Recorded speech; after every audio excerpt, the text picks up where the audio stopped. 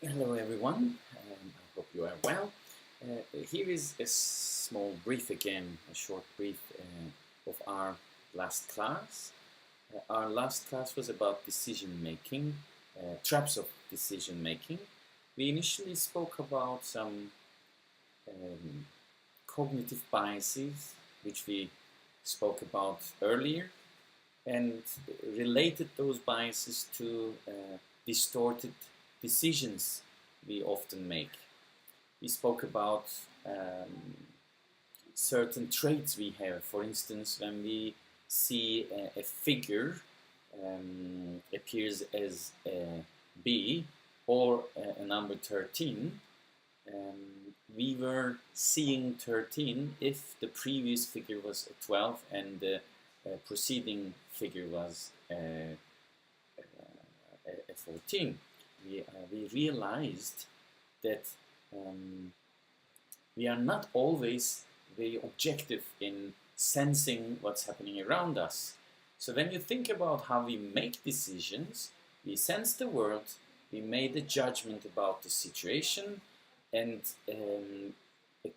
based on that judgment, we want to be somewhere else. We want to change the situation, and in order to change the situation, we make a decision. And that decision is not based on what the real world really is. It's all about how we see the world. And in our class, we wanted to show you how we might see the world different than it really is. And we spoke about 6 traps. The first trap was anchoring. We spoke about real estate agents taking us to an apartment, anchoring a price, and then second apartment, regardless of what the real market value was, due to the initial reference point we have, the second price was easily influenced on us. Then we spoke about status quo. Status quo trap. Status quo was to desire to keep the current status and not to change anything, even with the difficulties and disadvantages. We spoke about a couple of examples in status quo. We wanted to stay in Istanbul regardless of the difficult traffic, very high responsibility at work, in-laws being closed, schools being expensive. Whilst we knew all of them are better in Ankara, we stayed in Istanbul. That was the desire not to change the current status quo trap. The next one was sunk cost investment. Sunk cost investment was telling us to finish what you started. Even you know that all the effort you put in is waste because the result you're going to get is not what you desire. You say, why should I stop now? I already came so far. And that's so dangerous. Sometimes students, just because they started a major, a degree, they don't quit, even they want to do something else after university. Sunk cost investment example, an easy to understand example was, whilst you're waiting in the bus stop and the bus didn't show up on time, you can't leave and walk to work or walk to where you want to go, because you say, look, I wait so long, if I leave the bus station, I know the bus will show up, and you don't stop what you do and continue investing your time or resources into that. Next one was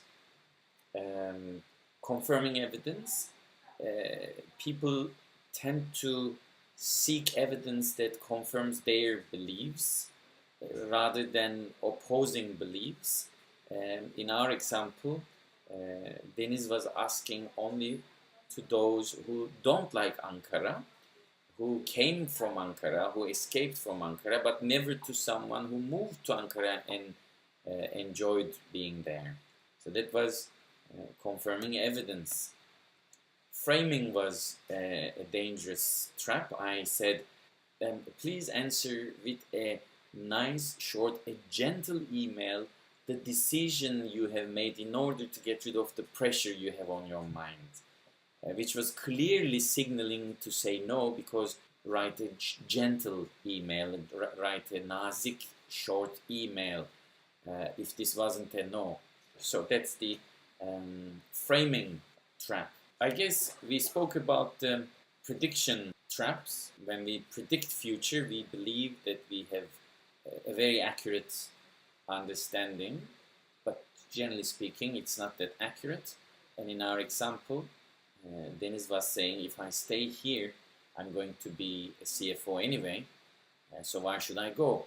We don't know that, and without knowing, we are so ready to make predictions that might be wrong.